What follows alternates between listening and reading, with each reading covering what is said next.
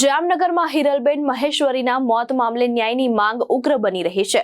સમાજ અને વિવિધ સંગઠનો દ્વારા એસપીને આવેદનપત્ર આપી તટસ્થ તપાસ અને જવાબદાર વિરુદ્ધ કાર્યવાહી કરવાની માંગ કરવામાં આવી છે। જામનગર ખાતે હિરલબેન વિજયભાઈ મહેશ્વરીના મોત મામલે આજે સમાજ અને વિવિધ સંગઠનો દ્વારા એસપીને આવેદનપત્ર આપવામાં આવ્યું। આ આવેદનપત્રમાં સમગ્ર ઘટનાની તટસ્થ તપાસ કરવાની અને સંબંધિત વિદ્યાલયના ગૃહમાતા સામે ફરિયાદ નોંધવાની માંગ ઉઠાવવામાં આવી છે।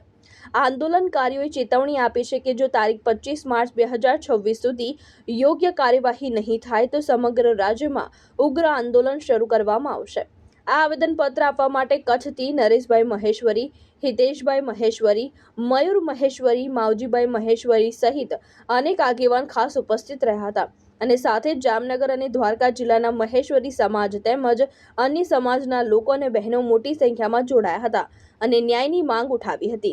હાલમાં સમગ્ર મામલો ચર્ચાના કેન્દ્રમાં આવ્યો છે અને આગામી દિવસોમાં પરિસ્થિતિ વધુ ગરમાય તેવી શક્યતા છે। આપનું નામ જણાવો।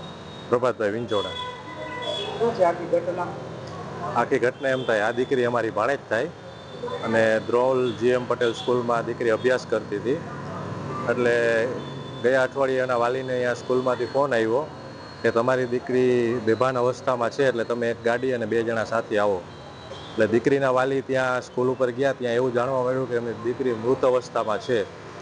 હવે આ ઘટના ક્યારે બની એનો ચોક્કસ સમયગાળો હજી સુધી તંત્ર દ્વારા વાલીને સાચી હકીકત જાણ કરવામાં આવી નથી। આ ઘટનાના CCTV ફૂટેજ એ પણ એના વાલીને હજી સુધી 10 થી 12 દિવસથી હજી સુધી બતાવવામાં આવ્યા નથી। શું કાર્યવાહી થઈ આ ઘટના અંગે એની પણ કોઈ જાણ કરવામાં આવી નથી। તો આ ઘટના માટે થઈને આજે દેવભૂમિ દ્વારકા, જામનગર જિલ્લો અને કચ્છ જિલ્લાના તમામ મહેશ્વરી મેઘવાર સમાજ અને આ ઘટનાને લાગતા વળગતા તમામ લોકો સાથ આપવા માટે જામનગર રેલીનું SP સાહેબને આવેદન આપવા માટે આયોજન કરેલું હતું અને બધાય આખો સમાજ ભેગો થયો છે અને SP સાહેબે અઠવાડિયામાં આ બાબતની તમામ તપાસ કરી અને રજૂઆત પરિવારને કરવામાં આવશે અને સામેથી બોલાવવામાં આવશે એવી ખાતરી આપી છે। આપનું નામ અને ગામ જણાવો। મોજો ના હાથિયા વિજય જીવાભાઈ, ગામ છેટા ખાઈ। તમારી દીકરી સાથે શું ઘટના ઘટી છે? સાંજે ફોન આવ્યો 6:30 વાગે ટ્રસ્ટીનો કે તમારી દીકરી બેભાન છે, તમે 2 જણા આવો। પછી અમે અહીંયાથી વાહન લઈને ગયા ધ્રોલ, તો ધ્રોલ ગયા તો મારી દીકરી તો અહીંયા હોસ્પિટલમાં